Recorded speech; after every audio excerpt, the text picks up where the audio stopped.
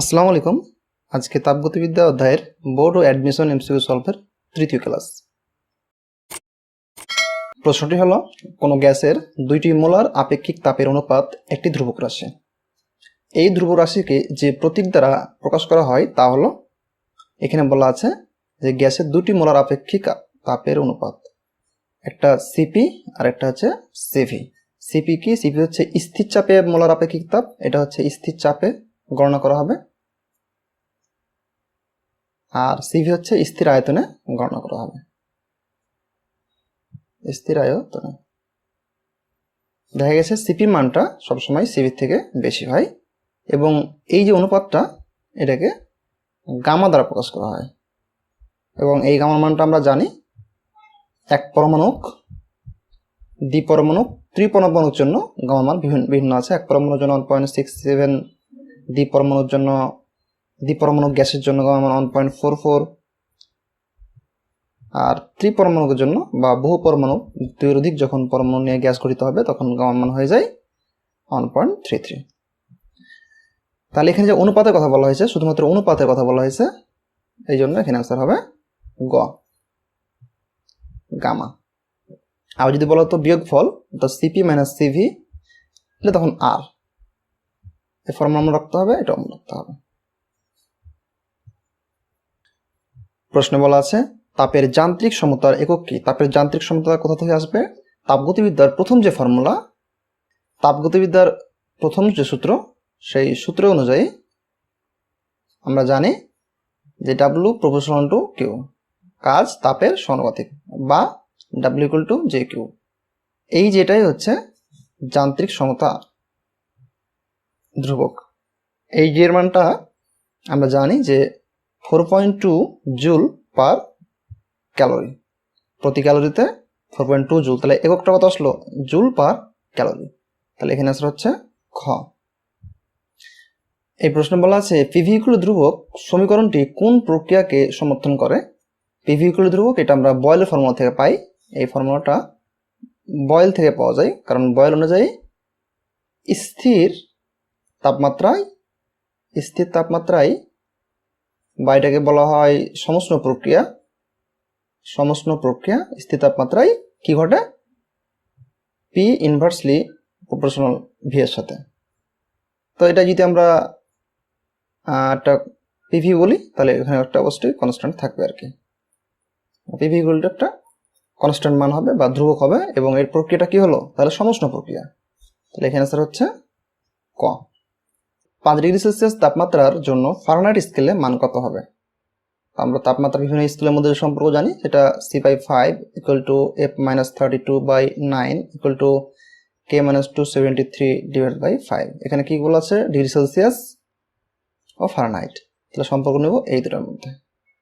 তাহলে C/5 অর্থাৎ 5/5 equal to F-32/9। এখান থেকে এফ এর মানটা বের করতে হবে। তাহলে পাওয়া যাচ্ছে 1 ইকুয়াল টু F-32/9 বা F-32 ইকুয়াল টু 9। তাহলে এখান থেকে পাওয়া যাচ্ছে F equal to 32 plus 9 equal to 41। তাহলে এখানে অ্যান্সার হলো 41। এই প্রশ্ন বলা আছে পরিবেশ ও সিস্টেমের মধ্যে শক্তির আদান প্রদান হয় 1 উন্মুক্ত সিস্টেম, 2 বদ্ধ সিস্টেম, 3 বিচ্ছিন্ন সিস্টেম।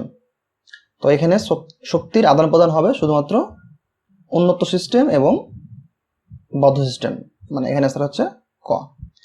বিচ্ছিন্ন সিস্টেমে শক্তির আদান প্রদান পরিবেশ ও সিস্টেমের মধ্যে ঘটে না। তাহলে এই অ্যান্সারটা হবে না, তার মানে অ্যান্সার হবে 1 ও 2। এখানে বলা আছে একটি কার্নো ইঞ্জিনের তাপ উৎস অথবা এটাকে বলা হয় T1, আর তাপ গ্রাহক এটাকে বলা হয় T2। দেওয়া আছে 327 ডিগ্রি সেলসিয়াস এবং টির মান দেওয়া আছে 127 ডিগ্রি সেলসিয়াস, অথবা এটা হচ্ছে 327 ডিগ্রি সেলসিয়াস আর এটা হচ্ছে 127 ডিগ্রি সেলসিয়াস।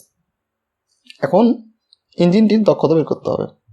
আমরা জানি দক্ষতা equal to 1 minus T2/T1 into 100 equal to 1 minus T1 হচ্ছে তাপ উৎস অবশ্যই কেলভিন নিতে হবে, 327 প্লাস 273 কেলভিন নিয়ে নিলাম। আর T2 হচ্ছে 127 প্লাস 273 কেলভিনে নিয়ে নিলাম। আর এটার সাথে 100 গুণ থাকবে, এটা 33.33%। তাহলে এখানে অ্যান্সার হচ্ছে খ। এই প্রশ্ন বলা আছে 100 ডিগ্রি সেলসিয়াস তাপমাত্রার 373 কেজি পানিকে 100 ডিগ্রি সেলসিয়াস তাপমাত্রার, অর্থাৎ ওই তাপমাত্রা আছে পানি এবং ওই তাপমাত্রার বাষ্পে পরিণত করতে হবে। আমরা জানি যে অবস্থা যখন পরিবর্তন ঘটে, অর্থাৎ কঠিন থেকে যখন তরল হয়, মানে তখন এখানে টেম্পারেচার স্থির থাকে কারণ এটা গলনাঙ্ক। আবার তরল থেকে যখন বাষ্প হয়ে যায় তখন টেম্পারেচার স্থির থাকে, এটা বলা হয় বাষ্পীভবন প্রক্রিয়া। এটা হচ্ছে গলন আর এটা হচ্ছে বাষ্পীভবন। তো গলনে তাপমাত্রা স্থির থাকে, বাষ্পীভবনেও তাপমাত্রা স্থির থাকে। তো এখানে যেটা ঘটেছে সেটা হচ্ছে 100 ডিগ্রি সেলসিয়াস তাপমাত্রার পানি 100 ডিগ্রি সেলসিয়াস তাপমাত্রা বাষ্পে হয়ে গেছে, তরল থেকে বাষ্প হয়ে গেছে, কিন্তু টেম্পারেচারটা স্থির থাকছে। তখন এনট্রপি পরিবর্তন কত হবে? আমরা জানি entropy equal to normally dQ by T। এখানে টেম্পারেচার পরিবর্তন ঘটছে না, তাহলে শুধুমাত্র এখানে নিচে থাকবে 100 প্লাস 273, অবশ্যই কেলভিনে নিতে হবে, কেলভিনে নিয়ে নিলাম টেম্পারেচারটাকে। আর এখানে dQ, এখানে তাপে যে আদান প্রদানটা ঘটবে, অর্থাৎ বাষ্পীভবন করতে, তরলকে বাষ্প করতে যে তাপটা লাগবে সেটা হচ্ছে m ইন্টু LF, অর্থাৎ এটা হচ্ছে বাষ্পীভবনের জন্য সুপ্ত তাপ। এখানে LF এর মান দেওয়া আছে 2.26 ইন্টু 10 টু দি পাওয়ার 6 এত জুল পার কেজি। আর এখানে ভর বলা আছে 373 কেজি, 373 কেজি। অথবা এখানে এভাবে চিন্তা করা যেতে পারে এভাবে যে বাষ্পীভবনের সুপ্ত তাপ হচ্ছে এত জুল পার কেজি, প্রতি কেজিতে এত তাপ লাগে, অতএব 373 কেজিতে তাপ লাগে, এটাতে গুণ দিতে হবে। তাহলে এখানে যেটা হবে dQ 373 into 2.26 into 10 to the power 6, এটাই হচ্ছে আমার dQ। এই dQ এর মানকে T দিয়ে ভাগ দিলে আমরা হচ্ছে এনট্রপি পেয়ে যাব, 373 into 2.26 into 10 to the power 6। তাহলে এখানে DS পাওয়া যাবে 2.26 ইন্টু 10 টু দি পাওয়ার 6 এত জুল পার কেলভিন হবে। এখানে এককটা জুল পার কেলভিনে থাকবে।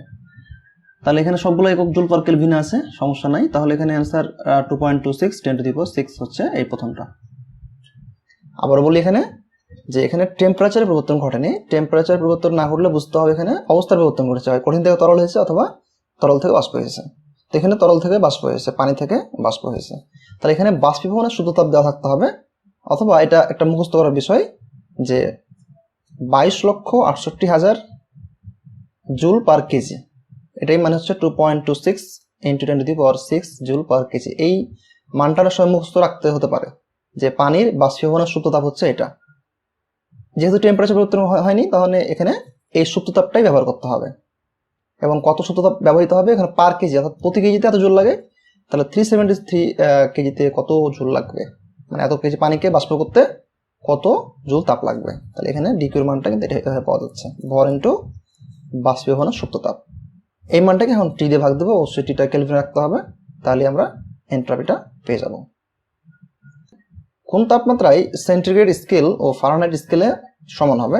Simple calculation. এখানে সেন্টিগ্রেড অর্থাৎ ডিগ্রি সেলসিয়াস এবং ফারেনহাইটের মধ্যে সম্পর্ক চেয়েছে, অর্থাৎ আমরা ফর্মুলা ব্যবহার করব এই দুটো। তো ধরে নিলাম এখানে সেন্টিগ্রেড আর ফারেনহাইট যেটাই হোক একই মান দেখাবে, ধরলাম যেটা এক্স। তাহলে কি দেবো? আসলে সেন্টিগ্রেড এবং ফারেনহাইট স্কেলের মানটা একই আসে। তাহলে এখানে আসলে হচ্ছে ক। 0 ডিগ্রি সেলসিয়াস তাপমাত্রা 273 কেজি বরফকে 0 ডিগ্রি সেলসিয়াস তাপমাত্রার পানিতে রূপান্তর করতে হলে এনট্রপি পরিবর্তন কত হবে? এখানে বরফ গলনের সূত্র তাপ দেওয়া আছে। তাহলে একটা বললাম যে এখানে 0 ডিগ্রি সেলসিয়াস তাপমাত্রার একটা কঠিন পদার্থ বরফ 0 ডিগ্রি সেলসিয়াস তাপমাত্রা পানিতে পরিণত হয়ে গেছে, অর্থাৎ কঠিন থেকে তরল হয়েছে, কিন্তু টেম্পারেচার স্থির। টেম্পারেচার কত? এখানে 0 + 273 = 273 কেলভিন। টেম্পারেচারটা স্থির। এখানে কি ঘটেছে প্রক্রিয়া? তাহলে এটা হচ্ছে গলন প্রক্রিয়া। তাহলে গলন প্রক্রিয়া অথবা বাষ্পীভবন প্রক্রিয়া যখন ঘটবে তখন এনট্রপি পরিবর্তনটা বের করতে হবে dQ/T। এখানে T এর মানটা সরাসরি 273 বসবে, কারণ 0 ডিগ্রি সেলসিয়াস মানে 273 কেলভিন। কেলভিন নিতে হবে টিটা, আর ডি কিউ এখানে কি হবে, ডি কিউ ইকুয়াল টু হবে এম ইন্টু এল।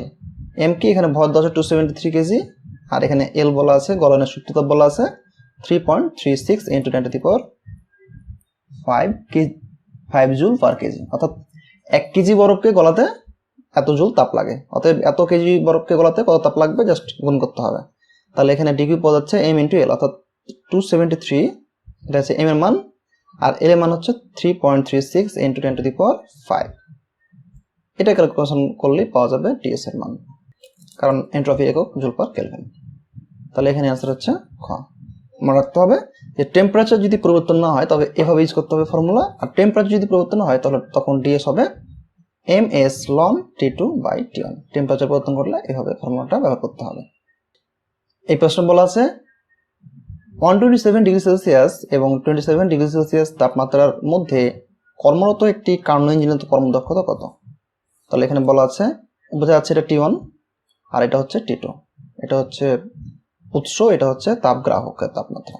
তাহলে T1 হচ্ছে 127 প্লাস 273, অবশ্যই কেলভিনে নিয়ে নিতে হবে, আর T2 হচ্ছে 27 degree Celsius plus 273 equal to, এটা কেলভিনে পেয়ে যাবো আমরা। তাহলে আমরা জানি মানগুলো বসাই দিই 25%। তাহলে এখানে অ্যান্সার হচ্ছে খ। এই প্রশ্ন বলা আছে তাপ ধারণ ক্ষমতার মাত্রা সমীকরণ কোনটি? তাপ ধারণ ক্ষমতা বলতে কি বোঝায়? তাপ ধারণ ক্ষমতা হচ্ছে প্রতি ডিগ্রি সেলসিয়াস বৃদ্ধি করতে যে পরিমাণ তাপ লাগে, তার নিচে থিটা, আর উপরে প্রতি ডিগ্রি সেলসিয়াস বা প্রতি ডিগ্রি কেলভিন বৃদ্ধি করতে যে পরিমাণ তাপ লাগে সেটাই হচ্ছে তাপ ধারণ ক্ষমতা। তাহলে এখানে যদি বলি যে তাপ লাগছে কি পরিমাণ, তাহলে এখানে আমাদের দরকার কিউ এর মাত্রা এবং থিটার মাত্রা। তো কিউ মানে কি আমরা জানি, কিউ মানে হচ্ছে এক ধরনের কাজ বা শক্তি। আমরা জাস্ট মাত্রা খেয়াল করব, কিউ আবার কি, এফএস এর যে মাত্রা হবে সেটাই মাত্রা হবে কিউ এর মাত্রা। তাহলে কিউ এর যে মাত্রা সেটা হবে এফএস এর মাত্রা। তো এফএস এর মাত্রা হচ্ছে ml t-2, এটা এফ এর মাত্রা, আর এস এর মাত্রা হচ্ছে এল। তাহলে পাওয়া যাচ্ছে ml স্কয়ার t-2, এটা কিউ এর মাত্রা ml স্কয়ার t-2, আর নিচে আছে থেটা, থেটার মাত্রা হচ্ছে থেটাই দিলাম আর কি। তাহলে এখানে পাওয়া যাচ্ছে ml square t-2 theta minus 1। তাহলে এখানে অ্যান্সার হলো ক। এই প্রশ্ন বলা আছে কোনো গ্যাসের জন্য গামা ইকুয়াল টু 3/2, উক্ত গ্যাসের জন্য নিচের কোনটি সঠিক? তাহলে গামার মান যে 3/2 দেওয়া আছে, এই গামা মানে আমরা জানি যে CP by CV equal to 3/2, বা CP equal to 3/2 into CV. আবার আমরা জানি যে CP minus CV equal to R. সিপির মানটা এখান থেকে এখানে বসে আমরা, তাহলে হচ্ছে এটা 3/2 CV minus CV equal to R. তো সিভি ইকুয়াল যদি 2r হয় তাহলে এখানে সিভি ইকুয়াল টু আর কোনো ইকুয়েশন নাই, তাহলে আমরা সিপি বের করবো। অবশ্যই আমরা জানি CP minus CV equal to R. তো CP equal to R plus CV, R plus CV মানে কি, সিভি মানে পেলাম 2r ইকুয়াল টু 3r। তাহলে এখানে যেটা মিলছে সেটা হচ্ছে এখানে ক নাম্বার। এখানে বলা আছে একজন ছাত্রীর কাছে সরবরাহকৃত থার্মোমিটারের বরফের গলনাঙ্ক ও স্ফুটনাঙ্ক পদ হচ্ছে 2 ডিগ্রি সেলসিয়াস, আর স্ফুটনাঙ্ক পদ 102 ডিগ্রি সেলসিয়াস। তার মানে ভুল থার্মোমিটার ওটা একটা। এখন এই ভুল থার্মোমিটার দিয়েই এটা থার্মোমিটারে তাপমাত্রা মেজার করা হলো 40 ডিগ্রি সেলসিয়াস পাওয়া যাচ্ছে, ভুল টেম্পারেচার রিডিং আর কি। তো এখানে আসলে প্রকৃত তাপমাত্রাটা কত হবে, এটা যে ভুল তার প্রকৃতিটা কত হবে? তাহলে এখানে আমরা মানগুলো যেটা জানি সেটা হচ্ছে সঠিক থার্মোমিটারের ক্ষেত্রে আমরা জানি, মানে সঠিকটা বের করতে হবে, এই যে এটা থেটা বের করতে হবে আমাকে, আর ভুল রিডিং হচ্ছে এটা। আচ্ছা, তাহলে আমরা একে মানগুলো বসাই। সঠিকের ক্ষেত্রে থেটা বের করতে হবে, আর আমরা জানি সঠিকের ক্ষেত্রে থেটা আইস হচ্ছে 0। সঠিকের ক্ষেত্রে আমরা জানি যে থেটা স্টিম অর্থাৎ বাষ্পবিন্দু হচ্ছে 100। সঠিকের ক্ষেত্রে আমরা জানি যে থেটা বরফ বিন্দু বা থেটা আইস হচ্ছে 0। তো এটা ইকুয়াল হবে, ভুল ক্ষেত্রে ভুল মেজারমেন্ট কত পেয়েছে, এখানে ভুল মেজারমেন্ট পেয়েছে 40 ডিগ্রি সেলসিয়াস, তাহলে এখানে 40 দেব। ভুল থেটা আইস কত, 2 ডিগ্রি সেলসিয়াস, অর্থাৎ এখানে 2 দেব। ভুল থেটা স্টিম কত, 102 ডিগ্রি সেলসিয়াস, আর এখানে 2। এই তো এখন এই ইকুয়েশনটা সলভ করলেই হচ্ছে প্রকৃত তাপমাত্রা কত থিটা পেয়ে যাব। তাহলে পাওয়া যাচ্ছে থিটা ইকুয়াল টু 38, অর্থাৎ এখানে অ্যান্সার হলো ক। এই প্রশ্ন বলা আছে কোন তাপমাত্রায় সেলসিয়াস ও ফারেনহাইট স্কেলে একই পাঠ পাওয়া যাবে। এটা আমরা ইতিমধ্যে করে ফেলেছি, এটা হচ্ছে -40।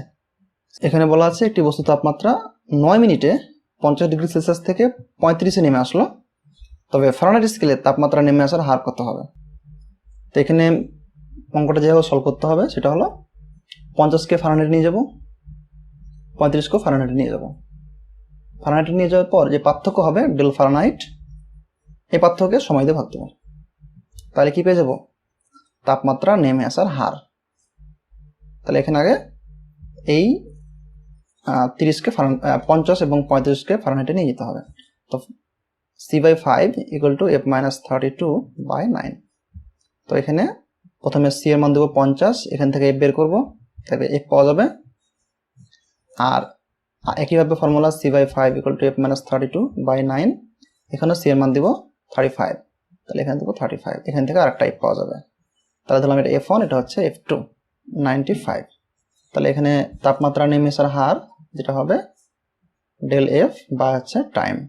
ডেল F কত, 122 বিয়োগ হচ্ছে 95 ডিভাইড বাই, এখানে সময়টা 5 সেকেন্ডে বলা আছে, তাহলে এখানে 9 মিনিট বলা হয়েছে, তার মানে 5 সেকেন্ড নিলে 9 × 60, 2.05 ফারেনহাইট পার সেকেন্ড। তাহলে এখানে অ্যান্সার হচ্ছে গ। এই প্রশ্ন বলা আছে রুদ্ধতাপে এক বায়ুমণ্ডলীয় চাপে রাখা গ্যাসকে প্রসারিত করে দ্বিগুণ করা হলো, যে চূড়ান্ত চাপ হবে। সমস্ত প্রক্রিয়ায় সেই একই চাপ পেতে গ্যাসকে কত গুণ প্রসারিত করতে হবে। অর্থাৎ এখানে প্রক্রিয়া হচ্ছে দুইটা, একটা হচ্ছে রুদ্ধতাপীয় আর একটা হচ্ছে সমষ্ণ প্রক্রিয়া।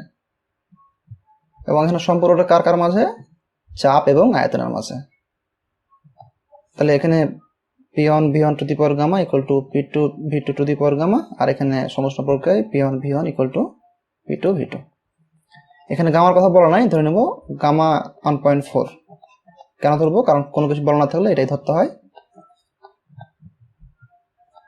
এখানে বলা আছে যে রুদ্ধতাপীয় এক বায়ুমণ্ডলের চাপ, অর্থাৎ P1 এর যে মান সেটা হচ্ছে 1, আর যে চাপ পাওয়া যায় এই অবস্থায়, তার মানে P2টা বের করতে হবে এখান থেকে। তাহলে P2 ইকুয়াল টু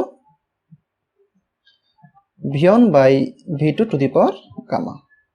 এখানে বলা হয়েছে যে গ্যাসকে প্রসারিত করা দ্বিগুণ করা হয়েছে, অর্থাৎ V1 বাই V2 মান হচ্ছে 2V1 to the power gamma equal to half to the power gamma. এটা থাকলো P2 মান। এখন এই সিস্টেমটাই যদি সমষ্ণ প্রক্রিয়া করা হতো তাহলে কি হতো, তাহলে একই রকম ভাবে P1 এর মান 1, V1 থাকলো, P2টা কি এই সেম চাপ পেতে হবে, P2 মান কিন্তু এটা এই চাপ পেতে হবে, অর্থাৎ half to the power gamma এটা পেতে হবে। তাহলে V2 কত হবে, এখানে বোঝা যাচ্ছে V2 equal to V1 divide by 1/2 to the power gamma equal to 2.63, কাছাকাছি আর কি। তাহলে এখানে অ্যান্সার কোনটা হবে, এখানে অ্যান্সার হবে খ। তাহলে এটা হচ্ছে, আমি আবারও সামারি করি। এখানে বলা আছে প্রক্রিয়া দুইটা, রুদ্ধতাপীয় আর একটা হচ্ছে সমষ্ণ। রুদ্ধতাপীয় এবং সমষ্ণ সম্পর্ক কিসের মাধ্যমে, চাপ এবং আয়তনের মাঝে।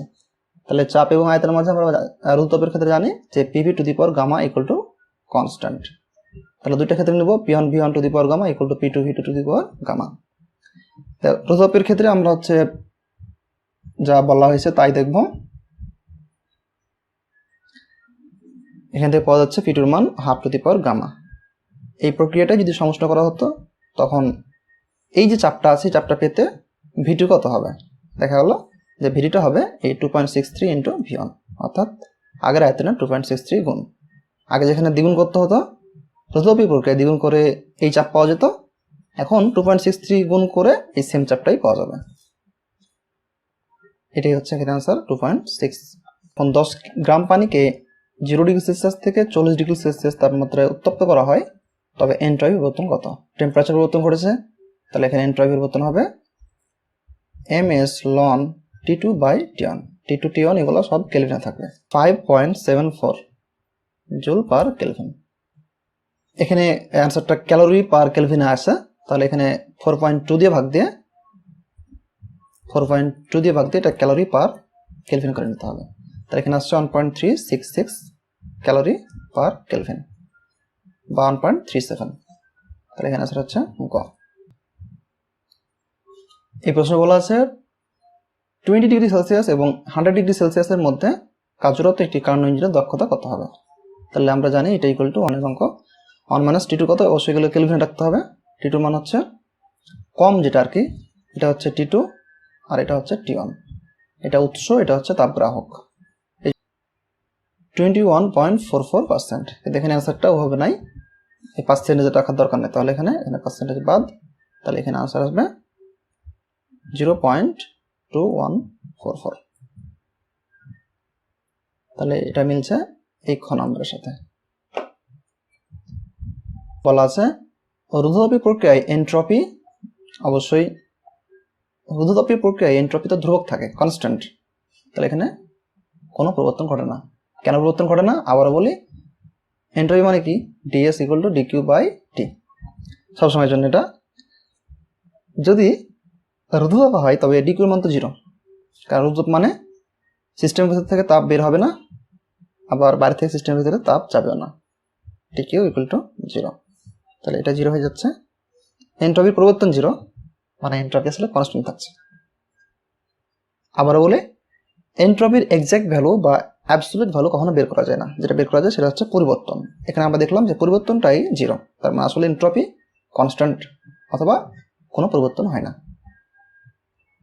এই প্রশ্ন বলা আছে যদি CP/CV = গামা হয় তবে রুদ্ধতাপীয় এবং সমতাপীয় প্রক্রিয়ায়, সমতাপীয় বলতে এটা সমষ্ণ বোঝাচ্ছে, পিভি লেখচিত্রের ছেদবিন্দুতে ঢালদার অনুপাত কত হবে। এখানে একটা বিষয় মনে রাখার মতো যে এদিকে যদি আমরা পি দিই আর এদিকে যদি ভি দিই, পি বনাম ভি গ্রাফে সমষ্ণ রেখা যদি এটা হয় তো সমষ্ণ রেখার তুলনায় রুদ্ধতাপীয় রেখা একটু খাড়া হবে। কেন খাড়া হবে? কারণ একটা ডেরিভেশন আছে, একটা প্রুফ আছে যে এই রুদ্ধতাপীয় যে গ্রাফ আর এই যে সমষ্ণ গ্রাফ, মানে রুদ্ধতাপীয় গ্রাফটা সমষ্ণ গ্রাফের থেকে একটু খাড়া, এই যে খাড়া দেখাচ্ছে একটু, এই কত গুণ খাড়া হবে সেটা হচ্ছে গামা গুণ খাড়া যে কোনো পয়েন্টে। এখানে বলা আছে সুপার কন্ডাক্টর সাধারণ কন্ডাক্টরের থেকে বেশি সুশৃঙ্খল যদি সুপার কন্ডাক্টর এবং সাধারণ কন্ডাক্টর অবস্থায় এনট্রপি যথাক্রমে SS এবং SN হয়, তো সুপার কন্ডাক্টরের ক্ষেত্রে এনট্রপির পরিমাণ হচ্ছে S সুপার, আর সাধারণ কন্ডাক্টরের ক্ষেত্রে এনট্রপি হচ্ছে S নর্মাল। তবে নিজের কোনটি সঠিক? যেহেতু সাধারণ কন্ডাক্টরে বিশৃঙ্খল বেশি বলা আছে, সুপার কন্ডাক্টর সাধারণ কন্ডাক্টর থেকে বেশি সুশৃঙ্খল, তাহলে এইটার এনট্রপি কম হবে, আর বেশি বিশৃঙ্খল হচ্ছে সাধারণটা, এই জন্য এটার এনট্রপি বেশি। বিশৃঙ্খলার পরিমাপটা হচ্ছে এনট্রপি, বিশৃঙ্খলা বেশি হলে এনট্রপি বেশি। তাহলে S নর্মাল যেটা, সেটা S সুপার কন্ডাক্টর থেকে বেশি হবে এনট্রপি আর কি। তাহলে এখানে অ্যান্সার হলো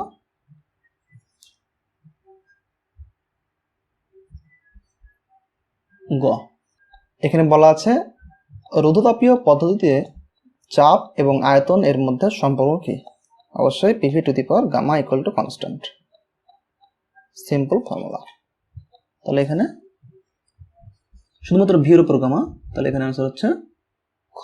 বলা আছে 5 গ্রাম ভরের একটি সিসার বুলেট কোনো দেয়ালে বাধাপ্রাপ্ত হলে তার তাপমাত্রা 160 কেলভিন বৃদ্ধি পায়। অন্য কোনোভাবে তাপ নষ্ট না হলে বুলেটের বেগ কত ছিল? অর্থাৎ এরকম যদি হয় যে এটা একটা দেয়াল, একটা বুলেট এই দেয়ালে এসে আঘাত করলো এবং সমস্ত এনার্জিটাই, এখানে বলা আছে অন্য কোনোভাবে তাপ নষ্ট না, তার মানে সমস্ত এনার্জিটাই এই বুলেটের তাপমাত্রা বৃদ্ধিতে ব্যবহৃত হলো। ধরলাম যে এখানে তার বেগ ছিল ভি, তাহলে বুলেটের যে বেগ, সেটার যে গতিশক্তি সেটা হচ্ছে ½ mv², এই শক্তিটাই বুলেটের তাপমাত্রা বৃদ্ধিতে ব্যবহৃত হয়েছে। তাহলে ms del θ, সমস্ত শক্তিটাই তার তাপমাত্রা শক্তিতে, সমস্ত গতিশক্তিটাই তার তাপমাত্রা বৃদ্ধিতে ব্যবহৃত হয়েছে। তাহলে এখানে এই m বাদ যায়। এখানে বলা আছে এখানে চেয়েছি হচ্ছে ভি এর মানটা, তাহলে এখানে ভি ইকুয়াল হবে 2s del θ √r, simple 2 into এখানে বা লিডের যে আপেক্ষিক তাপ সেটা হচ্ছে 125, আর এখানে টেম্পারেচার পার্থক্য হচ্ছে 160 কেলভিন। 200 সবকিছু স্ট্যান্ডার্ড একক আছে অবশ্যই, তাহলে এখানে এককটা হবে 200 মিটার পার সেকেন্ড। তাহলে অ্যান্সার হলো গ। এখানে বলা আছে একটি কার্নো ইঞ্জিনের উৎসের তাপমাত্রা 400 কেলভিন, সরাসরি কেলভিন আছে, তার মানে এটা T1 = 400 কেলভিন। এই তাপমাত্রায় উৎস থেকে ইঞ্জিন 836 জুল তাপ গ্রহণ করে, গ্রহণ মানে Q1, এটা হচ্ছে 836 জুল। আর সিঙ্কে বর্জন করে হচ্ছে 627 জুল, অর্থাৎ এটাই Q2, 627 জুল। এটা গ্রহণ, এটা বর্জন। তাহলে দক্ষতা কি 1 - Q2/Q1 × 100। তাহলে এখানে এই যে এই মানটা কাজে লাগছে না, আমার এই দুটো দিয়ে হয়ে যাবে 25%। এখানে আনসার হলো ক। এই প্রশ্নে বলা আছে মহাবিশ্বের এন্ট্রপি বাড়ছে, এন্ট্রপি একসময় অসীম হয়ে যাবে, চূড়ান্ত পর্যায়ে পৌঁছে যাবে, তখন অনেক তাপ থাকবে, অনেক হিট, অনেক জুল, কিন্তু তাপমাত্রা কোনো পার্থক্য থাকবে না। যখনই তাপমাত্রা কোনো পার্থক্য থাকবে না তখনই আর কোনো কাজ করা যাবে না। এই অবস্থাকে বলা হয় মহাবিশ্বের তাপীয় মৃত্যু। এবার কখন হবে? যখন মহাবিশ্বের এন্ট্রপি অসীম হয়ে যাবে। তার মানে বর্তমানে কি ঘটছে? মহাবিশ্বের এন্ট্রপি বাড়ছে। যে কোনো স্বতঃস্ফূর্ত প্রক্রিয়ায়, প্রকৃতিতে যত ঘটনা আছে সকল প্রক্রিয়ায় স্বতঃস্ফূর্ত, এবং সকল স্বতঃস্ফূর্ত প্রক্রিয়ায় এন্ট্রপি বাড়ে, বৃদ্ধি পাচ্ছে, বৃদ্ধি পেতে পেতে একসময় অসীম পর্যায়ে চলে যাবে, তখনই মহাবিশ্বের তাপীয় মৃত্যু ঘটবে।